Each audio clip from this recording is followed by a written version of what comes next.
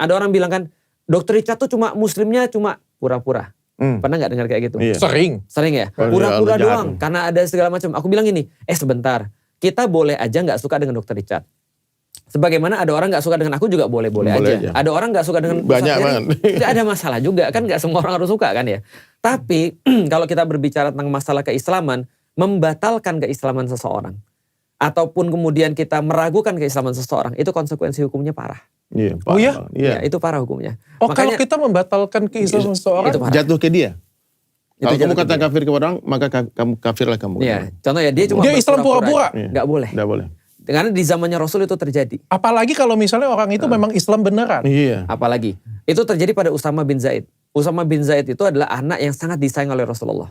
Artinya anak angkatnya Nabi. Benar-benar disayang oleh Rasulullah. Ketika dia kemudian pernah satu waktu ketika Futu Mekah, dia tuh kayak mau baca orangnya syahadat. Oke. Mau baca orangnya syahadat. Padahal dia awalnya merangin orang muslim. Oke. Ketika syahadat dia mikir nih, ini pura-pura nih. Supaya gak dibunuh. Iya, kayaknya takut mati nih. Dibacok. Dilaporin pada Rasulullah. Rasul marah besar. Rasul bilang gini, itu bukan urusan kamu. Kenapa kamu gak belajar hatinya dan lihat sebenarnya dia berimannya beneran atau pura-pura. Artinya walaupun pura-pura pun, itu kita bukan hak kita untuk menghakimi. Meskipun pura-pura loh artinya. Nah itu yang pengen aku kasih pada orang, meskipun hari ini misalnya kita masih ngelihat Dr. Richard belum sempurna dalam keislaman, itu tidak membatalkan keislaman Dr. Richard, kecuali melakukan pembatal-pembatal keislaman.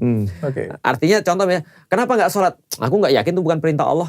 Batal. Itu batal. Kenapa gak sholat? Aku gak yakin dengan Al-Quran yang nyuruh sholat misalnya. Nah, itu batal. Tapi kalau dia cuma males, itu gak membatalkan keislaman. Contoh ya, Dr. Richard misalnya contoh, lagi posting, wah hari ini aku makan babi nih misalnya, aku minum khamr nih misalnya dan segala macam, aku minum arak dan segala macam, itu juga tidak membatalkan keislaman. Selama yakin itu haram.